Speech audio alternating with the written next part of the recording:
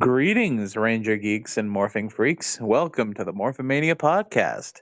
It's time to recap and review another 3 episodes of Mighty Morphin Power Rangers Season 1. With us, stars of Malcolm's video game of all time, Mario vs. Donkey Kong. Video game of all time. That's a deep reference, like, wow, okay. Oh my goodness. Gun fires in spurts. It's humanoid. His coconut gun fires and spurts. I don't get the reference, but okay. All right. You've never heard the DK rap? No, I have not. That's sacrilege. Damn. Anyway, swing your arms from side to side. It's the DOIF. It's me, Doifio. Wahoo! And it's me, Mighty Morphin Indiana Joe. Give me a face, you fucking bungholes! Indiana Joe, of course, star of episode of the Super Mario Brothers Super Show, where he is a fat Indiana Jones parody that doesn't have a face. Oh, that dude. You got no face guy, yeah. Oh my god, you just gave me a fucking... I needed a second. You gave me a Vietnam flashback, I'm telling you. PTSD. Mamma mia. I don't know if it's his favorite game of all time. It's probably like one of his favorite games of all time, though. It's definitely one of my earliest. I want to say when I first got the Game Boy Advanced SP, it was the very first game I ever booted up. Either that or the Incredible Hulk game that was made for the Game Boy Advance. So, we are almost at the end of the season, boys. Yeah. This has been a lot of fun. It's been a wild ride. All downhill from here. It only go downhill once we get to Mystic Force, and then it goes downhill. Did you just completely forget about Turbo? Hey, Turbo wasn't that bad. They tried. Was what they had.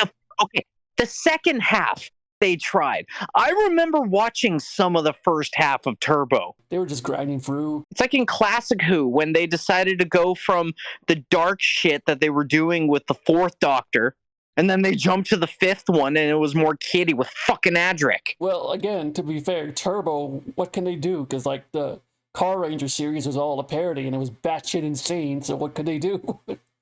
I wouldn't call Car Ranger a parody series. It was more of a just comedy series. Very true. Very true. Almost like a little satirical. It is a little satirical. It's mostly just jokes, but it's very fun. Speaking of Power Rangers, season 1, episode 51, Grumblebee. Okay, so the air date was April 28th, 1994, and it was written by Cheryl Saban and directed Jon Stewart. Yeah, Jon Stewart. Everyone's favorite Green Lantern? Directed by who? Jon Stewart. Either the fake news guy. Is it the Today Show? No, it's not the Today Show. It's The Daily Show. Daily Show. That's it. Thank you. Oh, yes, Jon Stewart, famed New Day mark, and also the guy who caught John Cena or Seth Rollins, one of the two, at SummerSlam 2015. Oh, but this Jon Stewart is spelled with a John, not Jon, so it's a different Jon Stewart. Wait, isn't that one also a John? No, both of them are like both Jon. Comic book nerds, tell me how Jon Stewart's name is spelled. Malcolm, look it up. Jon is the Daily Show, and John is the comic book hero. Okay, I was wrong. My bad. Anyway, we open up at Angel Grove High. We're in class, bitches. Applebee's. It's where you cook 'em. Are you high or just incredibly stupid? I assure you, I am not high. What? Or you cook them? What the fuck? Oh my god, I got the wrong commercial jingle wrong. No, this isn't a high school in Wisconsin. It's not like they're 50% like overweight. Oh my god, I'm losing the Wisconsin crowd immediately. This is. I don't want to live on this planet anymore. What the fuck? This isn't the fucking Heart Attack Grill. This is a great transition to, hey, Mrs. Applebee's back. Wow. God. Again. Yeah. Wasn't she just here? I thought she was just here in Return of an Old Friend, so it's like, whatever. She's handing out science tests so everyone can see their grade. We focus on Billy, and she says, "Sorry, Billy," as she hands him his test. Oh no, Billy got a B. Oh dear Lord, not poor sweet Billy. I almost called him AJ. Who's AJ? AJ's Timmy's smart friend from Fairly Odd Parents. Ah, okay. Who has a very similar arc. F's for everyone! It's an F-a-balloon! You know what? Billy's fit enough to be a wrestler too. Yeah, he really is. He could. Everyone leaves, and as Miss Appleby gives us some exposition about the young scientists of America, which is, of course, a chapter of the new founding fathers of America. Only those with top grades will be invited to join the Young Scientists of America Club. It's a Purge reference. Oh, which one? The new founding fathers of America are just the people that instituted the Purge. Oh, okay. Yeah, the overshadowing antagonists that like basically caused the purge to happen. TLDR, they're the fucking government. Fun fact, the very first time I ever saw, and the only time I saw The Purge, was actually in the drive-in out where I live. That's actually cool. To have to watch that movie in a drive-in seems scary. It's like watching The Strangers in a drive-in. So Billy's all depressed about a B because he's never gotten a B. Yeah, Billy is just very sad, and then Bulk and Skull walk up to him and it's like, Too bad about the B, geek. B stands for bad. and then Skull says, B stands for bulk also. Fucking puns in this episode. Goddamn Skull. And the B puns begin in this episode. we'll get to that. I have words about that later. Are you saying we got a B ready? I'm gonna hit you.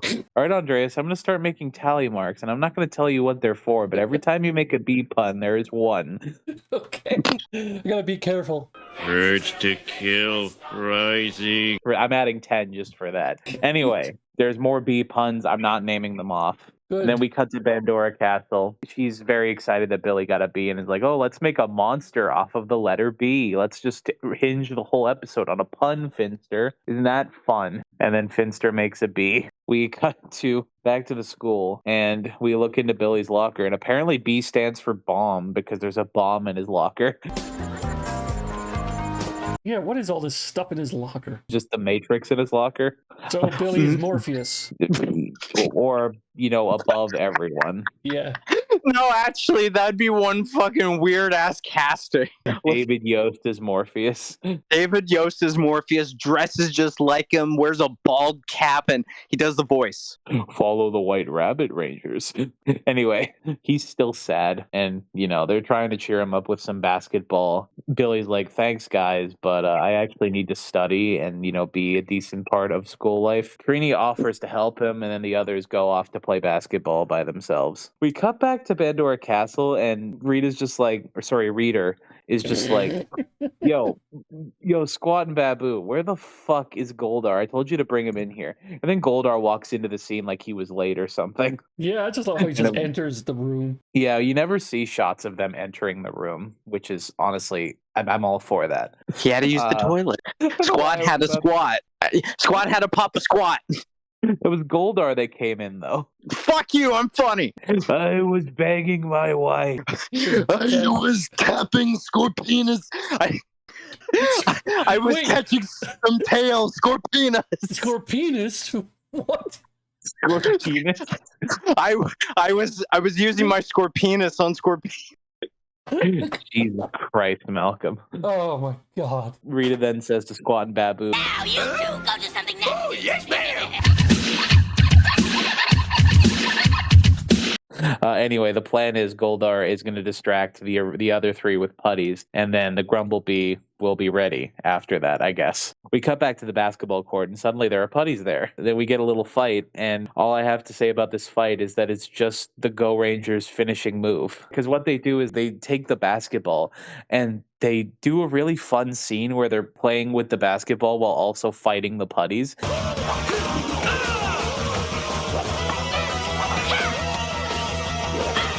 And this is literally just what happens when Go Ranger use their finish breaker. They get a rugby ball and they pass it around while, fighting the bad guys. The fight ends pretty quickly after that, but then Goldar and more putties show up and it's like, what it is, power bitches. What's up, bitches? I'm gonna show you what the real power is around here. It's the return of your old nemesis, Rope. A lasso of truce. I was gonna say this is a very lasso of truth rope they have here. Just have written here, Jason finally confesses his love to Zack. It's like, bro, you're beautiful, bro. You're not gonna get away with this, Kolar! You're beautiful, Zach. You've got the good muscle. I want to do terrible things with you. Oh my god. Well, I picked the wrong day to quit drinking. Well, they do have the rope. There's some good bondage opportunities here. I'm just writing Power Rangers fan fiction at this point. Well, I picked the wrong day to quit sniffing glue. Okay, we're gonna get out of here pretty quick. The rope actually creates a force field around them. Don't ask me how. We cut to Command Center where Alpha and Zordon are freaking out about the bee. Oh, no, not the bees! Not the bees! Not the bees! Ah! I'm shocked it took us this long to get to the Wicker Man reference. I was trying to get the Batman reference, like... Bees, my god. They try to call the three that are in the rope, and they obviously can't answer it because they're in a rope. Alpha said they're in a bind. The Rangers are really in a bind. Boy, if you don't get... And we call Billy and Trini, and they come to Command Center, and we get the exposition dump about, oh no, our friends are also tied up, and also there's a bee on the loose. Beware.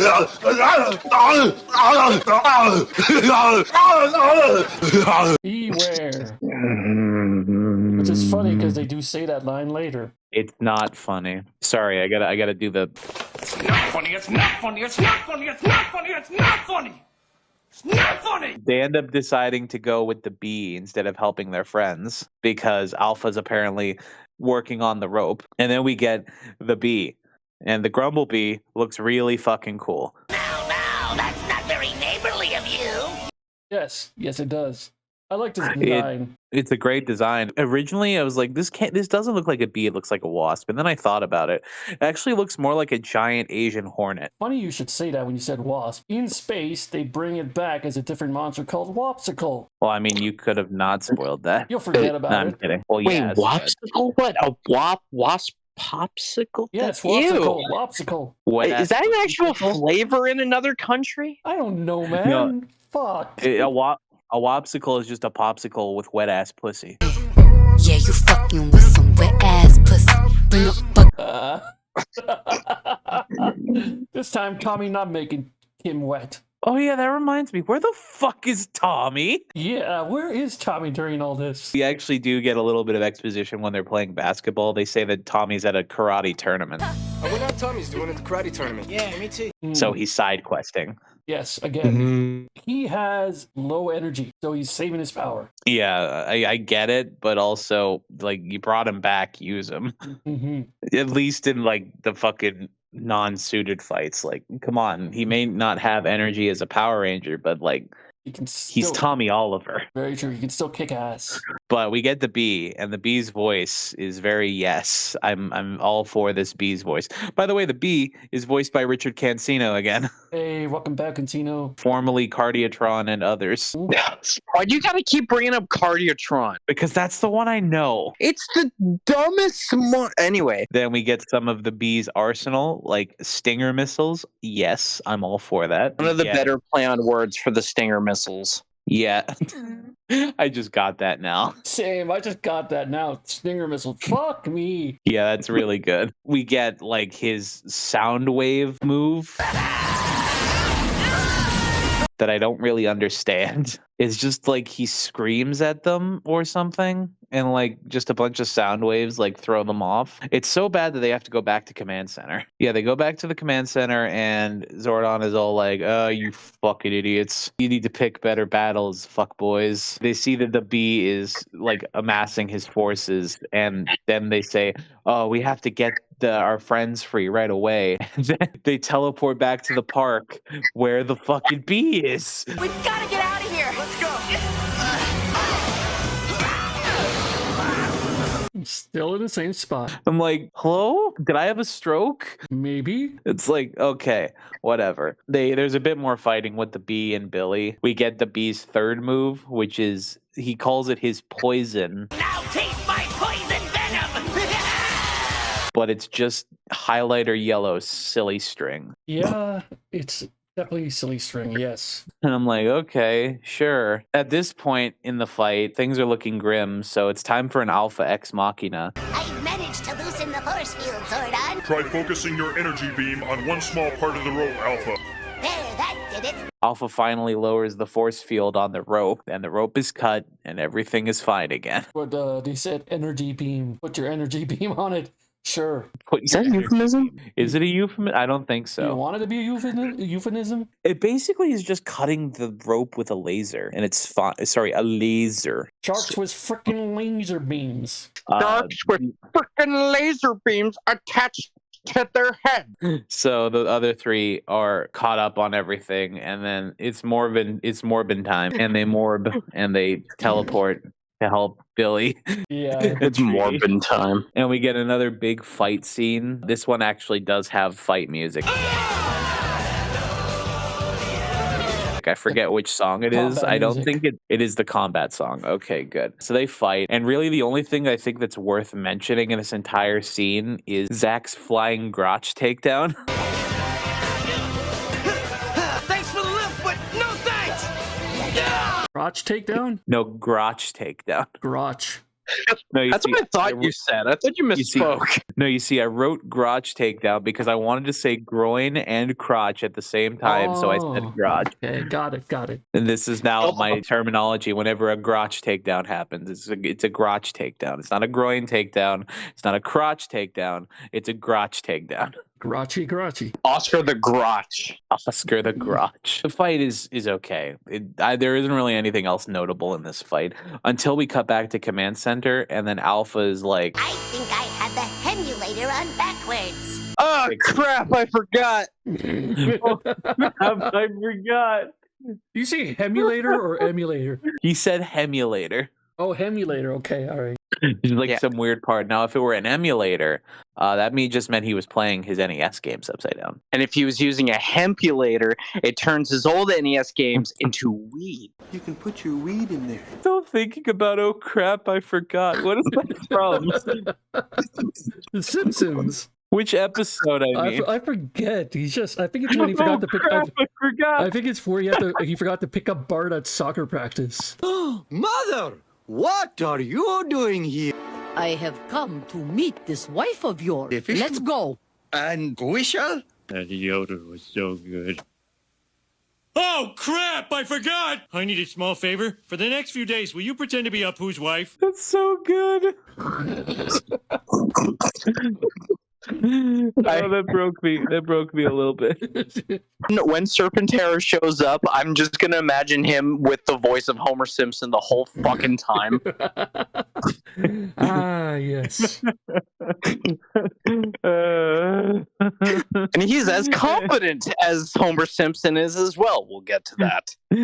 Anyway, Alpha finally puts the finishing touches on their secret weapon to finish off Grumblebee. And he says, Hasta la pizza, baby. Urge to kill rising. Pasta la pizza again. Pasta la pizza, baby. Goddamn, why'd you bring that back, guys? Oh. Of all the things you could have brought back, I would have preferred Funky Down the Drain.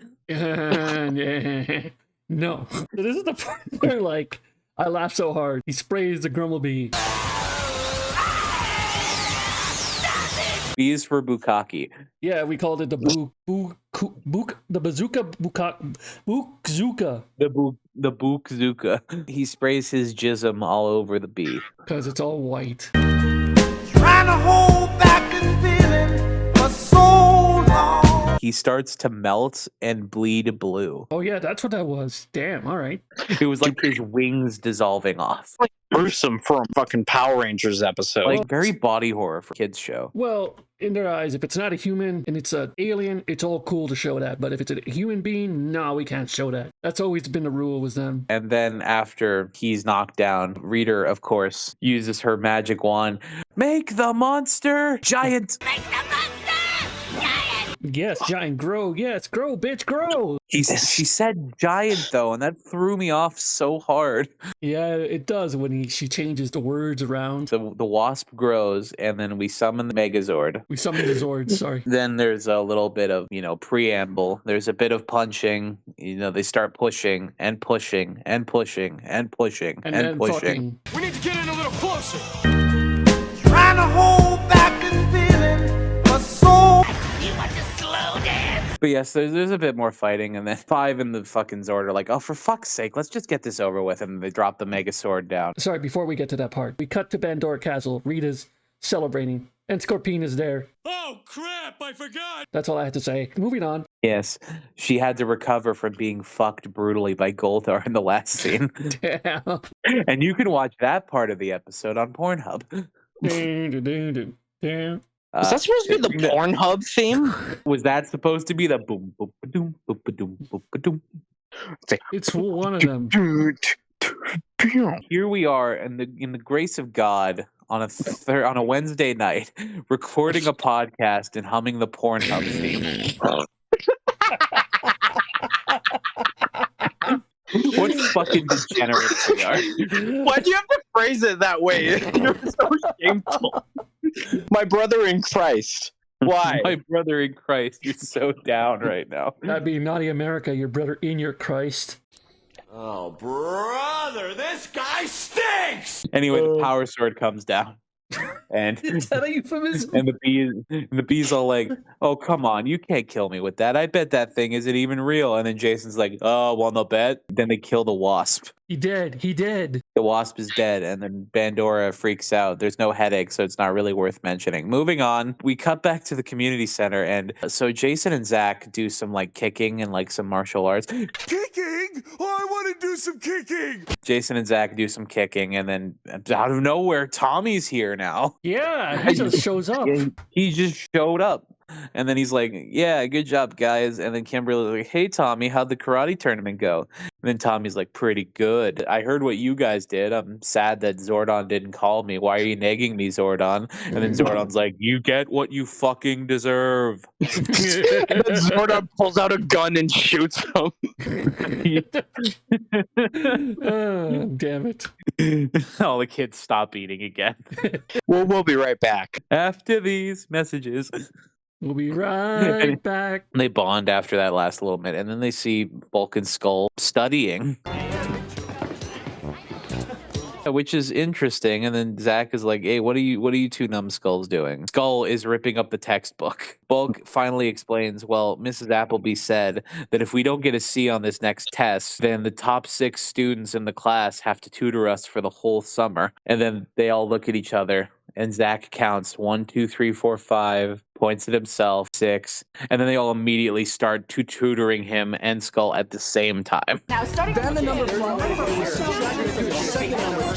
So they said 6 top class. I was thinking mostly it would be Billy, Trini, or Zach be the main 3 that are the smartest of the Well, group. now this just proves that every one of the protagonists is the highest grades in the class. Only them. Not everyone else can go fuck off in that class. Exactly. 30-year-old fucking idiot girl, fuck off. Willem Ruska, take a hike. Mrs. Appleby, eat shit. Willie, you're already dead. We get the phenomenal freeze frame at the very end where Bulk is trying to hear and like comprehend everything everyone is saying. And he's just like shaking, and then they freeze it on the perfect face, and you're seeing it, and you'll be seeing it for this whole episode because it is the perfect thumbnail. Because we've been thinking about it all week. And because Bulk is having a seizure, he dies. Dun, dun, dun, dun, dun. No. No? Okay. I mean, then he doesn't die. He's in every episode up until Lost Galaxy. Very true. It's a clone. Dun, dun, dun, dun, dun. Small little preamble to the final thoughts of the episode. I'm giving this episode a B. Go fuck yourself. I'm already in the skull corner. I can't go any deeper. Beautiful. Would you like a bun cake? It's very bovine. It's a bovine. I can't think of anything else. I love how you just thought, oh, I'll just use different B words. That'll work. I'll try bovine. That's a neat trick. Boredom. It's a hell of a drug. I'll stop. Anyway, season 1, episode 52, Two Heads Are Better Than One. And it is directed by Jon Stewart again and written by Mark Hoffmeyer. It was released April 29th, 1994. So this episode, it opens up in the youth center with Jason and Tommy teaching a self-defense class for the Angel Grove moms, and they straight up say that it's exclusively moms, not just like older women, moms. Hey, anything for Angel Grove's moms. I was gonna say that it's just Andy Kaufman and Andy Kaufman beating up women. Nice one. Isn't he dead by this point? Supposedly he's dead. Supposedly. We get Jason and Tommy teaching the class. One of the notes I have here, one of the moms is hitting on Tommy. Of course, why not? Of course It is Tommy. she is. Everyone hits on Tommy. I'd hit on Tommy. An alien wanted to fuck Tommy. Until we meet again, Rangers of Aquatar. Wet ass pussy, make that pull out game weak. An alien also wanted to fuck Billy, though. Yes. I think actually an alien did fuck Billy, but again, we'll get to that. All of our notes are going in the skull corner. So we get them teaching the self-defense class. During the self-defense class, you can clearly hear audio dubbing from Jason David Frank. One mistake Trini's making is she's not yelling. See, by working together and dividing their attackers, they stay calm and are able to defeat them easily. You just hear fucking Jason's voice. I don't know if his lips are moving, but it's like just keyed in audio of Jason saying some bullshit. It's pretty much as bad as that one episode with like Jason's cousin. Yeah, Jeremy. Fuck Jeremy. Jeremy. We cut to Pandora Castle. In this moment, Rita decides to finally use some fucking teamwork and realizes that maybe Finster's monsters were so shitty because they're missing a second head. They've only got one head, so they're stupid. That's what was fucking wrong with your monsters. And not that they're shite. Yeah. Well, some of them were great. I will never diss the Nasty Knight. Never. Throwing a second head on a monster just seems like a bad idea. But I mean, whatever floats your boat, reader. They call it the Parrot Monster. I did look it up, by the way, because I didn't remember ever hearing an actual name of a monster in this episode. The official name to this monster is Two-Headed Parrot. Really? I thought they just called it the Parrot Monster. No, it's just Two-Headed Parrot. Wow. That is the laziest naming from this show yet. And we've had some fucking stinkers. You want to know what the scariest part about this monster is? It comes back. Yep, they do. What? Yes, sir. It comes back. Andres, do you know what it comes back? Don't say it if you do. Just say yes or no. Maybe. Malcolm, take a guess as to where he comes back. A clip show? No, actually. He comes back in space. What the fuck? What? It comes back in space in the episode Countdown to Destruction Part 1. Seriously? Okay. Yes. What's his name in there? The Two-Headed Parrot. Oh, okay. Interesting. I guess it would make sense for them to bring back a lot of dead monsters for that season. You haven't seen In Space, have you? I've seen like 1/3 of it. In the Pandora's Castle, Finster describes the Two-Headed Parrot as having one head up there and one head down there. So I think we know what Finster's fetish is. It has one head here and another down there. What do you mean by that? Yes, he's into people having heads instead of junk. Literal dickhead. That's a good one. Back at the juice bar, we get Trini, Kimberly, Zach, and Billy having new tropical smoothies that Ernie made. Bulk and Skull come in at the last possible moment for the self-defense class. We are here for the self-defense class. For babes. We want to meet some babes? Yeah, like Kimberly. Yeah, for the babes, the moms, I guess they're into MILFs.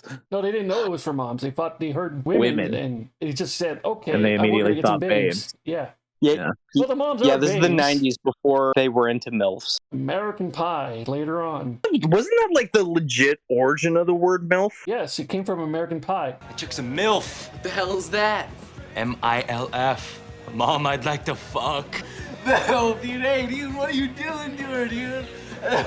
Cut to Tommy and Jason fucking practicing karate in the woods. I know it's in a park. I just really wanted to say karate in the woods. And then we get the design of this stupid fucking monster. It's naked. What's the matter, power brats? You set yourselves two heads. It looks like a plucked chicken. It literally looks like they took all of the feathers off of a parrot and then put a second head in the chest. Well, it doesn't even look like a parrot to me. Like, it's like a shitty fucking parrot, or as I said before, a chicken. So then Jason yells at the top of his lung, "Hey, dude, I'm not a chicken, you're a turkey," Wait, and you're fucking doing the Jason morphs. voice now?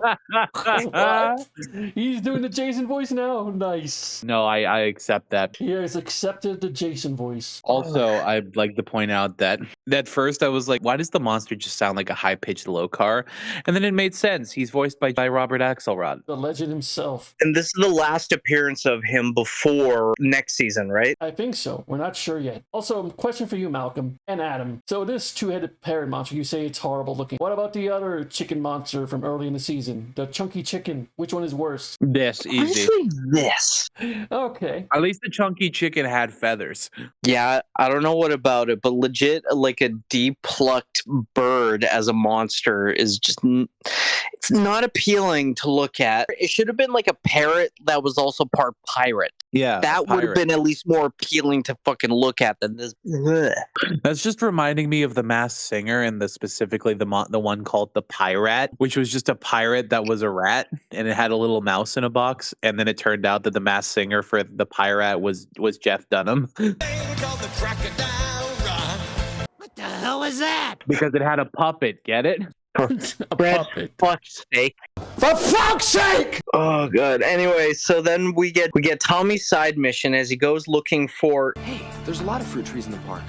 I'll go find one. A mango. fruit in Angel Groves, because apparently Angel Grove has a lot of tropical fruit on trees, apparently. What was the name of this fruit again? Pamango. The data on the parrot shows that it likes Pamangos best. Pamango. I don't think that's a real fruit. Let me look it up. As you're doing that, I also looked up, I just caved and I wanted to look up exactly where Angel Grove was. Los Like, Angeles? Yeah, it's Angel Grove is presumably located in like the San Francisco or LA area, but it also apparently it's 5 times bigger than LA. A lot of people in this city for Angel Grove. But all we see is the fucking park. So I'm thinking it's like, yes, the world's biggest suburb. Fucking God. Anyway, we cut back to the command center and Billy is printing off information about the parrot. The parrot is attacking the park. Two-headed parrot has appeared in the park again. Okay, by the way, I did look it up. The only things I can find in regards to the term pamango are either fruit trays that include both pomegranate and mango or yogurt that includes both pomegranate and mango. So my assumption is it's just a fusion of a pomegranate and a mango, but it's not real. 90s writing, yay. So Tommy goes to the park to find a Pamango. Billy's printer finally prints out all the stuff he's about to say. So by doubling its cranial capacity, Rita has created a monster that is... Alarm goes off, so no time to explain. Get to the fight. All of you. Bye. So the Rangers, besides Tommy, go and fight the birdie bird. And it's a good fight. Meanwhile, Tommy's off fucking fighting the putties again. Yeah. And we got Tommy's off digressing and side questing. So he's fighting the putties. And the Go Green Ranger theme song is playing in the background. And I love it. I so love it. It's just one of those songs. I honestly, at this point, I am getting sick of the fight song a bit because of the overuse of it. I will never get sick of the Go Green Ranger Go. We only had a fight song for like 7 episodes, haven't we? Yeah, but they use it quite a bit is kind of the problem for me. I don't know why. And after the fight, putties steal the Pamango fruit. While holding Tommy down on the floor. And then immediately teleport away. And then Jason contacts Zordon. Tommy, the other Rangers have been cornered by the two-headed parrot. Zordon says that's unfortunate. How unfortunate. That's unfortunate. Sucks to Good be you. fucking luck. Also, we forgot to mention during the fight, there's a bit where Tommy does a front flip and then his hoodie comes on in the middle of the front flip and I'm like, that's so fucking cool. And then he lands and the hoodie's down again. Yeah, that's something. I'm like, for fuck's sake, you had a cool moment. Leave it. Can Jason just like... I think Jason's greatest enemy in the show isn't editing, it isn't putties, it isn't Rita, it's his fucking clothes. Tommy's rivalry with his clothes is legendary. We cut back to the juice bar and Tommy's plan is to... Do you have any Pamango fruits? Oh, I got one left, but it's for my exotic fruit drinks. And then he says that he got parrot for Kimberly. What do you need it for? Well, see, I bought Kimberly this cute little parrot. The vet said the best thing for his diet is a Pamango fruit. Fucking Ernie gives away more product from the juice bar again. Have you learned nothing? Sell it, Ernie, Not only that, for at least $1 or something. Here you go. It's for a good cause. Not only that, like he gave away the last Pamango that he needed for his exotic fruit cocktail. Now it's just like fucking like a pineapple smoothie probably. But if you reverse engineer this, really think about it. A Pamango fruit is rare. So a rare item costs a lot. So he's giving away like $100 fucking fruit for free. For free. Just because, hey, I like you guys. It's on the house. This is why your business is shit sometimes. You're going out of business even. Does he morph here or does it just cut to him in the suit? He just shows up. Yeah, that's it. He just shows up and tosses a fucking Pamango fruit to the parrot, and that's literally all it takes to take these two dumbasses to turn against each other. Pamango! Give me that! It's mine! I'm the smart one! I should have it! Because Zordon said they have two brains, so they're going to fight with each other if they want something. And the Pamango food, both of them want it, and they're arguing on who's going to eat it. We get, which I like to call low carb versus Lord Zed. You know, you say that as a joke, but if I'm being completely honest, if we were going to ever get like a villain civil war, that would be actually really kind of cool. Fucking Lord Zed versus the big giant head. The floating giant head. Thank God that Rita tosses the magic staff or magic wand? Magic wand, magic staff, both of them, yeah. Thank God she doesn't say giant this time. Yeah, she says grow, as she should, as is tradition. And I do have in my notes here, we do get a kind of interesting shot of Parrot when he grows because it sort of like zooms out from his beak. That's pretty cool. It's like, thank God they're doing more interesting shots in this show right before it ends. Yeah. And then the shot of the T-Rex, we get like him coming out of the lava. All the other ones are pretty much the same shots. Good overhead shot of the Zord. Q Zord sequence. And Kimberly has the best line when she gets into her Zord. Kimberly once again has a great line with Polly want a Megazord. I love it. They really need to keep this pace up with Kimberly. It's just like, I don't know why they stopped doing it for so long. It gave her some more personality. It's like she's the one with attitude when she's making all these wisecracks at the enemies. Oh, yeah. Exactly. Because it's supposed to be 5 teenagers with attitude. Because let's be honest, why was Billy chosen in the beginning? Or his smarts. Yeah, his intelligence, yes, but if you really think about it, he's as competent a fighter as I am. He at least gets better than you, though. Yep. Look, my catchphrase is Arthur's from The Tick, not in the face. Pink Ranger making wisecracks at every enemy. It's almost like she's Spider-Man. Oh my God, are Batman and Spider-Man canon in the same universe? Yeah. Marvel and DC and Power Rangers and the Ninja Turtles. My God. Get on with it. Yes, get on with it! And then we get Tommy with the Dragon Zord. I also got to bring up, if they did it in like Green Candle, but why haven't they used the fucking Dragon Zord cockpit again? I have This no is like idea. the first time they've used it since Green Candle. Only do it once. I'm pretty sure he's in it like throughout a good chunk of Zhu Ranger. I also forgot to mention that one of the main attacks of the parrot is that he shoots his feathers at the Rangers and the Megazord. I will say I like these missile attacks because I feel like that's the most fun they have with the designs, because like with the Stinger missiles on the B, usually when a monster or a robot has a missile attack in this series, they usually go pretty hard with what is actually being fired. The Stinger missiles from last one is probably my favorite that's been done so far, because that is a pun or play on words name that is actually really good. Because of how dumb the naming for the show is, it just works way too well. After we get fucking Titanus coming in, he's a friend. Best friends. In a different Ultrazord shot this time. No, it's the same one they used in one of the last episodes where he crashes through the rock wall. Ah, okay. Like he's a temple guard. I'm gonna be honest with you.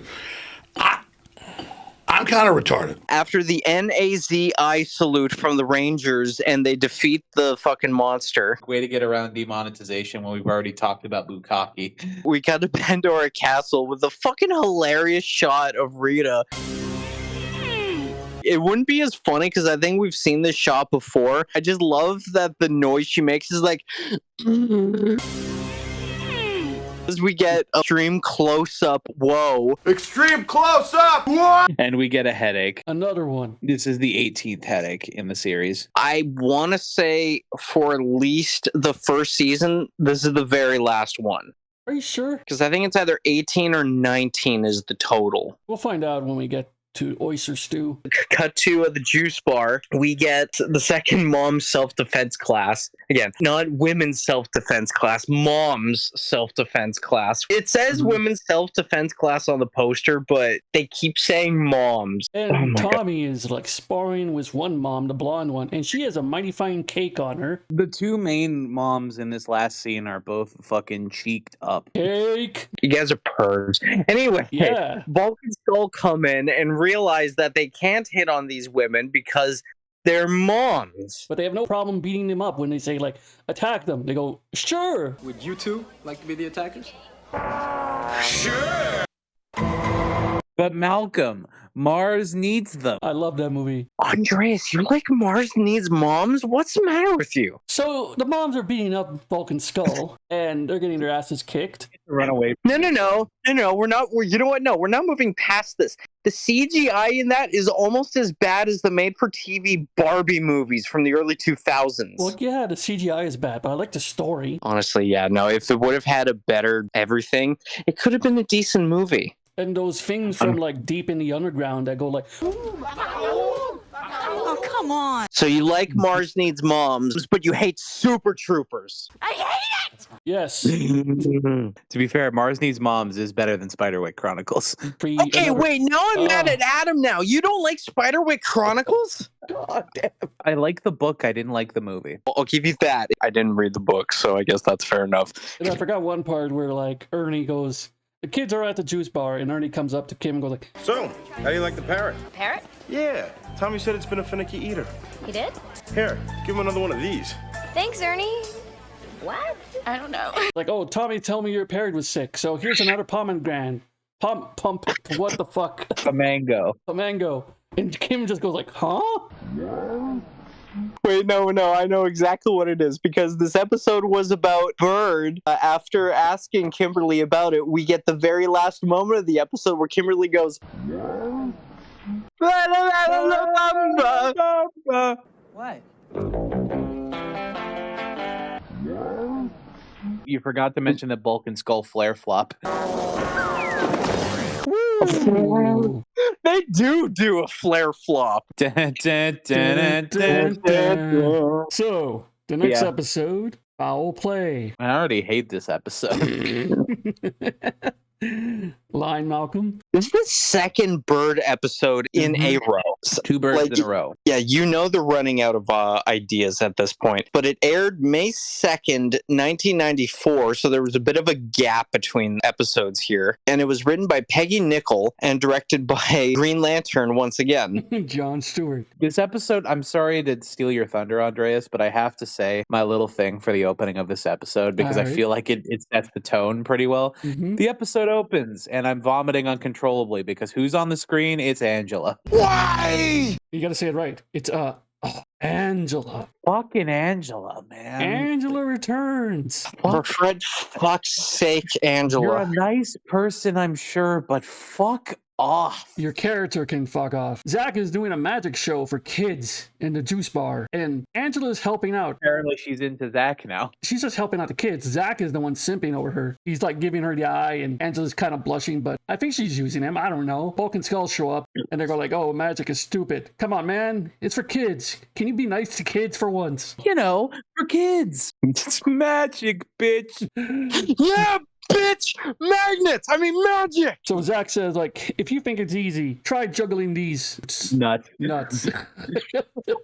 Got him. And Bulk says, no problem. And him and Skull try to juggle them, and they slip on something that was on the floor. I don't know what happened there. These nuts. Yes. And the kids laugh. Yeah. Bulk and Skull are angry. They get up and try to get Zack, but Zack moves out the way, and they both bang into each other. And Zack's saying like, "See, kids, don't be like them. They're idiots." Fuck those guys. And he goes like, "Here's another magic trick." You want to see me make Bulk and Skull disappear? Bulk and Skull are about to punch Zack out, and he brings out a fake snake, and Skull just screams. And so does Bulk, and the kids are laughing. Skull jumps onto Bulk. He hugs him while they run away with Skull pointing at the snake. I actually thought of a Canadian kids show I used to watch called Life with Derek at this moment. Yeah, no, I just watched it because there was nothing else good on at the point. It was this or watching Treehouse, and I was like 16 at the time, so... Bro, imagine being down so bad that you're fucking 16 years old and you're contemplating watching Treehouse. Damn it. At this point, I still had like a box TV, like an idiot box TV, the boob tube. So we had like 50 channels, and it was like YTV had like, I don't know what was on at the time, but it was like one of those shows I don't like. Probably fucking Little Bear or something. Actually, am I kidding? I liked Little Bear. It was fucking entertaining enough. What the hell are you talking about? So while Bulk and Skull run off, Angela goes over to Zack. It's like, "Hey, that's pretty awesome what you did." Gives him a kiss on the cheek. She walks away, and the Rangers are there, being all, "Ooh." La la. Like a 90s comedy audience where if you kiss once, they lose their goddamn minds. That's it. I'm calling the cops. Cut to Bandora Castle. Reader's going like, "Oh, you got a peck on the cheek, huh? Well, I'll give him a peck. Finster, get this monster ready." So they're going to send down the Peckster. The fuck? So we come back to the juice bar, and the Rangers are going like, "Hey, you gonna ask Angela out?" And Zack goes like, "Yeah, of course. I gotta get my moves on. So get the fuck out of here so I can do my moves." So they leave, and Angela's at the juice bar going for the pounce. The pounce! So he Shout got out to back. Marcus Corvon. We don't talk about my... Fuck you. I will talk about Marcus Corvon until the sun goes down. And by the way, speaking of down, you're going down. Just call me smooth. As we cut back to Bandora Castle, Rita's going like, "Oh, are you gonna make that Peckster monster?" Finster says, Finster. Finster says yes. And we see a shot of his table, and we clearly see the Pudgy Pig and the Black Knight as clay models there, which is pretty interesting. The Nasty Knight. The Nasty Knight. So Trini, Billy, Jason, and Kim are walking through the park, as they always do. And before they even see a putty, Jason just looks up and goes like, "Oh no, the putties." And then the putties show up, and they begin fighting. Have we all given to the madness that is the Jason voice? Yes. I'm glad that everyone is now enjoying being assimilated into Jason Core. I wouldn't say Jason Core. I wouldn't necessarily say it's enjoy. I'd say it's succumb. Succumb? Okay. Succumb to the madness. I'm enjoying it at least. Yeah, it's really great. One interesting thing about this putty fight is Billy's fight technique gets more confidence because he does less dodging and more actually fighting, which is pretty cool. So you can slowly see the evolution of his character. We cut back to the juice bar, and Zack is macking on Angela, and Angela's going like, "Oh, you're pretty cool. Like, how do you become so strong in some stupid shit?" How come you never told me you were so good with kids? And Ernie is like listening in and goes like, "Oh God, I gotta get out of here because my ears, I'm..." Sorry, something must have got stuck in my throat. It's also affected my hearing. Ernie also hates her. So Angela says like, "Oh, what are you doing later on?" She knows that he wants her, but yeah, stuff like that. And like all of a sudden the news come on, and Zack goes like, "Fuck, the news is cock blocking me." You picks from its horrendous beat. They ask you how you are, you just have to say that you're fine when you're not. Damn it. Not the news. I thought you said the moose is cock blocking me. I was like, what the fuck? The system was a thing back in the 90s? System. I'm sorry, I think you need to call him by his preferred name, Muse. Muse. Anyway, so the news outlets are showing the Peckster destroying downtown. Some good quality footage for the news. Gave the cameraman a raise. And severance pay. Because he's in the middle of a war zone. And so Zack's saying like, "Oh no, we gotta distract the kids because there's a monster going on. Let's go do some magic over here while meanwhile everyone's dying in downtown." For some reason, Bulk and Skull are hiding under the table. Hey, Bulk. And Zack sees them. Bulk and Skull are going like, what do you want? And Zach goes like, hey, why were you under the table? You don't know. What do you mean, what do I want? I am the table. Zach tells the Bulk and Skull, hey, you want to make me disappear? And Bulk goes, hell yeah. I fucking hate you. Zach gives him the magic wand and tells him, when I go behind here, you say the magic words and say, I am a... Ooh. Say it over and over. And he goes back inside the curtain. Bulk goes, I am a... Ooh. Then he realizes, I am a... Goon? I am a goon? I am a goon, yes. This actually got a genuine like belly laugh out of me because I love the gears fucking whirring in Bulk's head, just like realizing what he's saying, ticking away until you realize. So Bulk realizes and pulls open the curtain. Zach's gone because he morphed on out, which was a perfect distraction. And Bulk goes like, I made him disappear. That fool's gone, yay! We have to party. And then Bulk's like, we're gonna party, and then Skull's like, hell yeah, and then he pulls out a shotgun. Kills everybody. You know, I would say that, but no, he is better than that. And you know it. So Zach goes to the lockers and calls Zordon's like, Zordon, what's up? There's a bird downtown. Did you not see the news, dumbass? Zach goes like, I'm sorry, sir. Fucking... So Zach morphs on out and he goes to downtown. I love how it's Japan, but they put like American signs everywhere to make it look like it's America. It's like, what the fuck is this alley? There's a Royal sign, there's a Juice sign, there's a Cross Street sign. Like, what do you think America is? It's kind of funny. This is America. This is, yeah, there's like a most wanted poster in the background. There's a museum picture for some reason. So we cut back to the rest of the gang just fighting the putties still, while Zach is downtown fighting putties, which is fucked. And Jason goes like, oh, there's too much of them. Cut back to Zach getting his ass kicked by the Pexter. Zach's Pexter. I mean ass. Why did I write down Ornus? What is this? Ornus? Yeah. I think you were trying to say that the monster looked like Ornus, and then we both said he looked like Ridley from Metroid. Okay. Who is Ornus? I don't know. I think they call the bird an Ornus. Ornus? So Zach is fighting the Pexter, and the Pexter all of a sudden decides like, hey, fuck you, I'm out. Jumps back up, reverse the footage, goes up, and Zach goes like, oh no, he disappeared. See you later, loser! He's right Not there. Again. Cut back to the command center. Nice. Been a while since we've done that. Alpha's going like, oh no, Zach is dying out there. What do we do? And Zach's in the viewing globe, clearly in the park and no longer in the city, which is funny. And he's talking to Zordon, like, what do I do? What do I do? What do I do? Zordon goes like, you know what? You must go back to the youth center. The children need you. Good luck, idiot. So the four teleport out of there and go to the command center, and Alpha goes like, man, here's your monster of the week. It's this ridiculous looking bird, a Pexter. It's Ridley. Not Meta Ridley, because it doesn't have like robot parts on it, but it's Ridley. Not Ridley from Captain N. Fuck off. Sorry, I think I missed something. Somewhere along the line, Skull says, How about you and me catch the submarine races? I forgot that we missed this. Bulk brings up the submarine races again. Skull said it the first time, but Bulk brought it up this time. He was talking to Angela. Oh yeah, he was talking to Angela. You want to go see the submarine races? Yeah. Bulk, when are you going to learn the submarine race is just you staring at blank fucking water? It's not even like Blitzball from Final Fantasy X, where it's like suspended water where you can like see the action. No, it's just it's just a pool, and you don't get to look in, like, unless you're standing either right above the water, or maybe if it's like an aquarium and you can go into like a lower viewing area where you can actually see the submarine race. But why would you? I think my brain just committed suicide. That's like competitive paint drawing or drying. Actually, like drawing as well. It's just as fucking interesting. And I'm not talking about you're drawing on a painted wall. No, you're drawing paint, aka you're painting a fucking wall.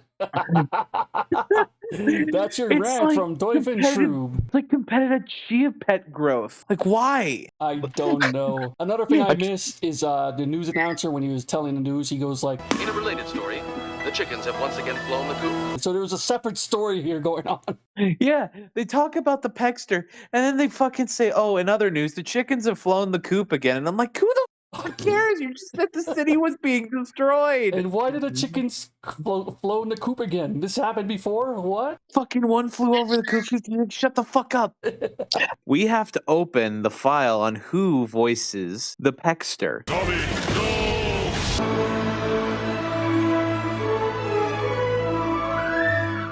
And the Pegster is, of course, voiced by, I don't know. You have been building this up for some time for me specifically. Yeah.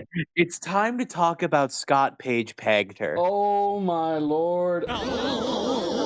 Now, we can talk about the controversy after. I'm just here to tell you what he's done in the show business. Sorry, I'm going to make it official. Like, we'll talk about Scott PAGE-PAGTER at the end when Zio happens, when Billy leaves. So we're not going to talk about the controversy now. We're going to save it for Zio. Yeah, we'll save it for Zio. Okay, great. So Scott PAGE-PAGTER is a producer in Power Rangers and other, Power Rangers-esque media for a long time. His first actual producing roles were 9 episodes of VR Troopers, but he's produced pretty much a lot of stuff from the 90s. He produced 10 episodes of Masked Rider. He produced the entirety of Beetleborgs. He produced all of Zio, all of Turbo. He directed VHS movie for Beetleborgs, Curse of the Shadowborg. He produced In Space, Lost Galaxy. Again, this is all of it. Lightspeed Rescue, including the one with the new American Ranger, like the directed VHS video about the Special Ranger, the American exclusive Ranger from Lightspeed. Titanium Ranger. Okay, I got it. The Titanium Ranger. Yeah. Sorry, I didn't know what it was called. And then he also produced Time Force and Wild Force. So pretty much everything up until the Disney era, he had some production role or director's role or additional crew role. He did additional crew work for 112 episodes of Mighty Morphin, by the way.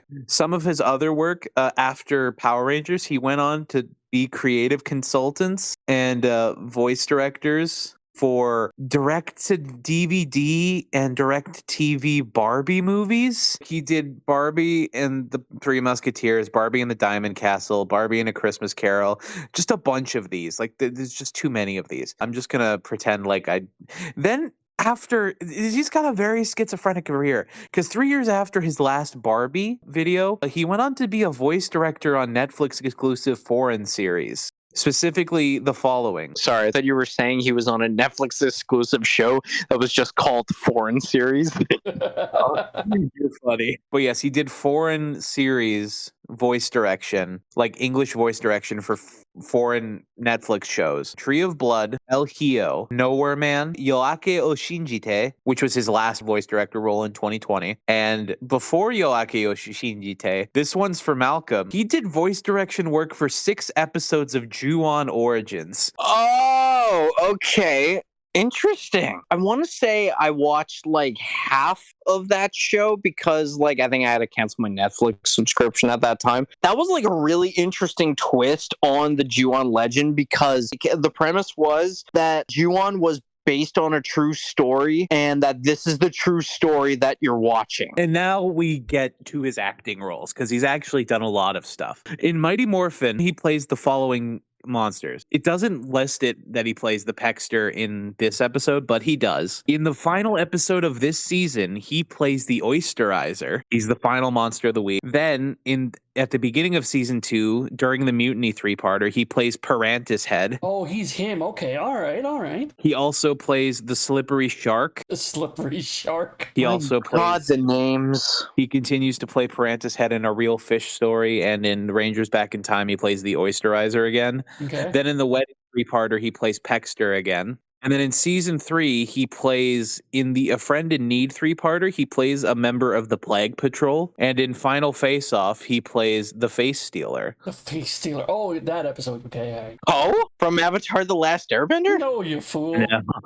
Fuck you. He plays a monster called the Robo Sect in Masked Rider, season 1, episode 14, Dance Crazy. In VR Troopers, he plays characters such as the Blade, Renegade, Venobot, and Bugbot. His most common role in VR Troopers is Renegade. In Zio, he plays a monster called Fortissimodo in the episode Instrument of Destruction. In Beetleborgs, for pretty much most of the run of Beetleborgs, he plays a character named Wolfgang. Oh, him. Okay. Oh, he's Wolfgang. He's Wolfie. Okay, all right. In Turbo, for it looks like the entire show, he plays a character named Porto. Okay, my second favorite. In the Lightspeed Rescue video game, he plays my favorite credit, Man.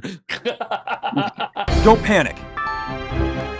Yeah! No! Does voice work in Time Force, the video game, but he's not credited for a specific role. And then in Wild Force, his final Power Rangers themed voice work, he plays Steelon in the Forever Red episode. So that is the secret file on Scott PAGE-PAGTER with a massive asterisk and a little sticky note that says, "Warning, do not open until Zeo." Yes, very true. And you guys will find out why in Zeo when we get to them. If I remember correctly, Steelon is one of the main villains of Forever Red, who I believe is just one of the reused suits for Big Bad Beetleborgs. Oh, yeah. They used the Beetleborg suits for the villains in that episode. And they're members of the Machine Empire, right? Yes, they're members of the Machine Empire, yes. That's it. Okay, thank you. So that was the secret file for this episode of the podcast. So Zordon goes like, hey, so there's a giant monster called the Pexer roaming down the city if you haven't seen the news, but you guys been fighting, so I'll give you a pass this time. Everybody gets one. Da-da-da-da-da. So they morph and they go fight the Pexer, and Pexer comes flying in, which is a really cool shot, even though it looks really ridiculous. We cut back to the youth center, and one of the kids are saying like, bring Zack back, you fool. Come on, Bulk, bring him back. And Bulk says, no, never. I'll never bring Zack back. All of a sudden he goes like, oh crap, I said his name. Goes over to the box. What's in the box? It's a Zack in the box. Zack is history. Oh, I said Zack. Say his name and he appears.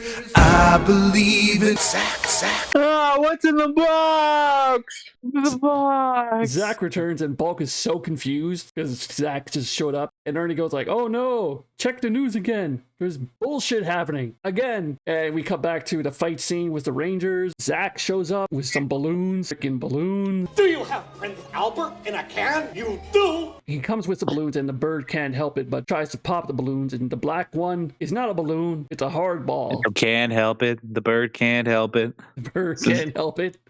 The ball has an erection? Yes.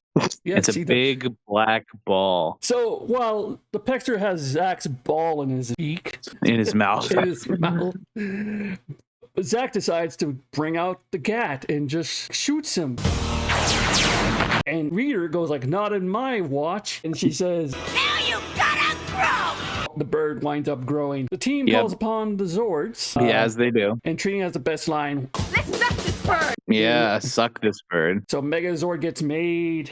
They fight. Pexer goes like, what you gonna do? And the Rangers go like, bring out the Mammoth Shield. So this is the second time we see the Mammoth Shield in play. This is the second and last time the Mammoth Shield even becomes a factor. Because last time we seen it was in a Green Was Evil mini-parter. So, Green Was Evil or Green Candle? I can't remember which one. Green Was Evil. Ah, okay. Pexer goes like, how about a whip for my toxic tornado, you teenage twerps? He flaps his wings and the Megazord can't handle it and the Mammoth Shield goes away, never to be seen again. It goes flying. It was kidnapped by Bulk and Skull and it met the same fate as Willy.